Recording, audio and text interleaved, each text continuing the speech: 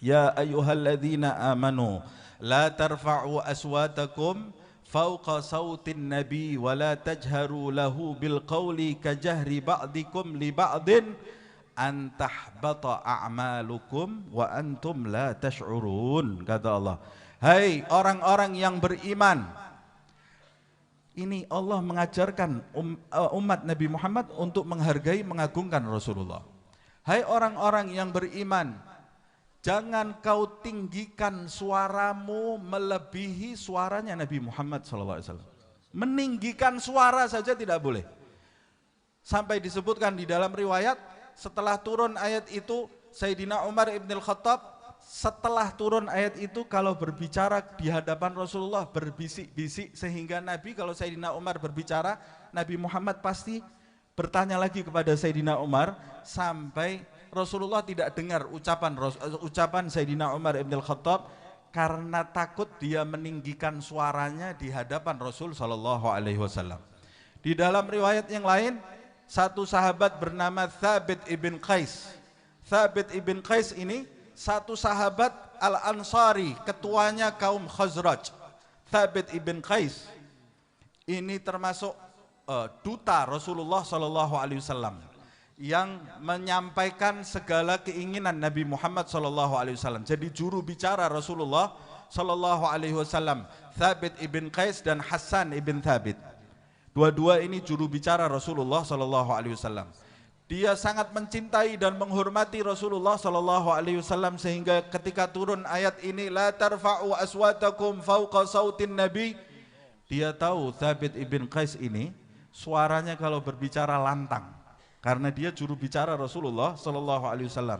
Waktu turun ayat ini dia masuk ke rumah, dia kunci dirinya, tidak keluar kecuali hanya sholat berjamaah. Selesai sholat berjamaah dia segera pulang, tidak mau bertemu dengan Rasulullah SAW. Sampai Nabi Muhammad SAW kehilangan Thabit ibn Qais. Ditanyakan oleh Rasulullah SAW, di mana Thabit ibn Qais? Kata sahabat, dia mengunci dirinya di rumah ya Rasulullah. Didatangi oleh Rasulullah SAW, ditanya, wahai Thabit, kenapa kau lakukan hal ini? Kata Thabit ibn Qais sambil berbisik, ya Rasulullah, engkau tahu suaraku ini lantang. Suaraku ini lantang ya Rasulullah. Aku sering berbicara di hadapan kaumku. Aku takut setelah turun ayat ini aku termasuk orang yang meninggikan suara di atas suaramu sehingga pupus amal kebaikanku. Rasulullah SAW tersenyum. Kemudian Rasulullah mengatakan, anta lasta minhum. Kamu bukan termasuk yang ada di dalam ayat ini. Bal ta'ish bi khairin wa tamut bi khairin. Kata Rasulullah, kamu ini akan hidup dalam keadaan baik dan matimu nanti juga dalam keadaan baik. Turun lagi ayat, innallaha la yuhibbu kulla mukhtalin fakhur. Turun ayat, sesungguhnya Allah Subhanahu wa taala tidak menyukai orang-orang yang menyombongkan diri dan berbangga terhadap dirinya.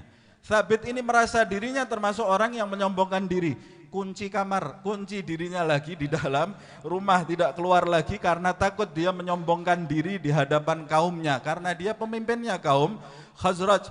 Rasulullah kehilangan Thabit lagi sampai kemudian didatangi ke rumahnya, ditanya oleh Rasulullah SAW, ya Thabit, wahai Thabit, kenapa kau kunci lagi dirimu di dalam rumah? Dia mengatakan, ya Rasulullah, engkau tahu aku adalah pemimpin dari kaumku. Turun ayat ini aku takut menjadi orang-orang yang sombong dan bangga terhadap diriku di hadapan kaumku, maka lebih selamat kalau aku kunci diriku di dalam rumah. Nabi Muhammad tersenyum lagi sambil berkata, anta lasta minhum. Kamu tidak termasuk orang yang di dalam ayat ini. Bal ta'ish sa'idan wa tuqtal syahidan wa tadkhul jannah. Kata Rasulullah, engkau akan hidup dalam keadaan bahagia dan nanti matimu mati dalam keadaan syahid, terbunuh dalam keadaan syahid. Sahabat kalau mendengar kabar ini dari Rasul SAW, kamu mati dalam keadaan syahid, berbinar-binar wajahnya bahagia karena Rasul, menurut mereka mati syahid ini adalah kabar gembira dari Rasulullah SAW. Wa tuqtal syahidan wa tadkhul jannah. Karena berapa banyak orang yang mati syahid tapi dia tidak masuk ke dalam surga sebab dia mati syahid diketahui oleh manusia tapi niatnya bukan karena Allah Subhanahu wa ta'ala. Sempurna kabar gembira Rasulullah untuk Thabit ibn Qais ini, kamu nanti matinya syahid dan kamu akan masuk ke surga Allah Subhanahu wa ta'ala. Dan begitulah sampai wafat Rasulullah sallallahu alaihi wasallam. Kemudian di masa kekhilafahan Sayyidina Abu Bakar As-Siddiq radhiyallahu anhu, Thabit ibn Qais ini termasuk mereka yang berada di dalam pasukan yang diutus oleh Sayyidina Abu Bakar As-Siddiq radhiyallahu anhu ke Yamamah untuk memerangi Musailamah Al-Kadzab, nabi yang palsu. Sampai di tempat, di lokasi, dia melihat orang Islam tercerai-berai waktu itu, dan kekuatan Musailamah Al-Kadzab waktu itu sampai berhasil memecah persatuan umat Islam. Di masa itu Thabit ini dalam keadaan sedih, dia kemudian keluar mengambil kain kafan. Dia keluar mengambil kain kafan, dia umumkan di hadapan seluruh tabi'in yang waktu itu ikut berjuang. Kata dia, tidak seperti ini aku berjuang bersama Muhammad SAW. Kita dulu berjuang saling mendukung, tidak saling mencaci. Pada waktu itu karena banyaknya umat yang baru masuk Islam, mereka ikut berperang tapi satu sama lain saling menyalahkan. Kata Thabit, tidak begitu kita berjuang bersama Nabi. Kita dulu berjuang bersama Nabi, bersatu dan saling mendukung yang satu dengan yang lain.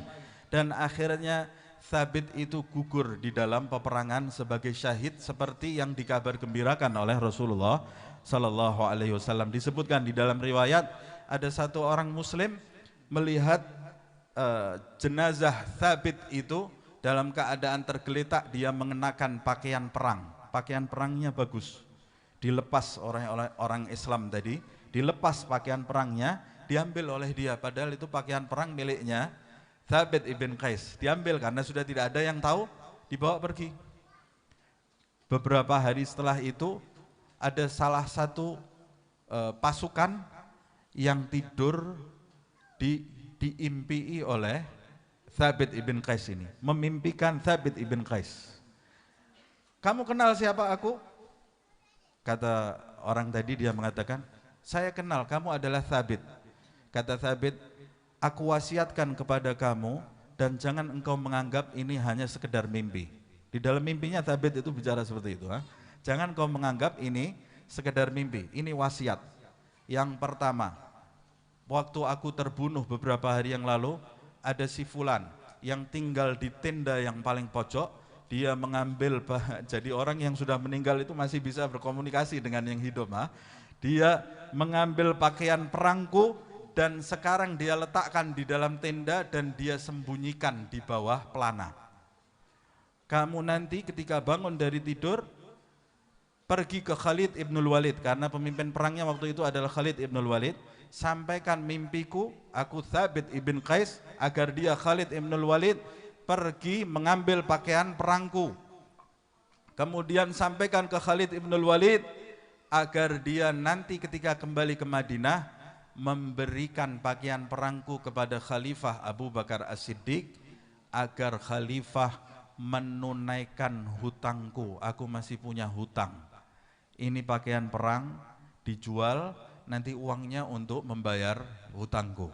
Bangun dari tidur disampaikan, dan benar dia ada terletak di situ pakaian perangnya, dan sampai di Madinah diberikan kepada Khalifah Abu Bakar, diceritakan, kemudian dibayarkan hutangnya. Kata Sayyidina Abu Bakar, aku baru tahu sekali ini ada orang memberi wasiat setelah dia wafat.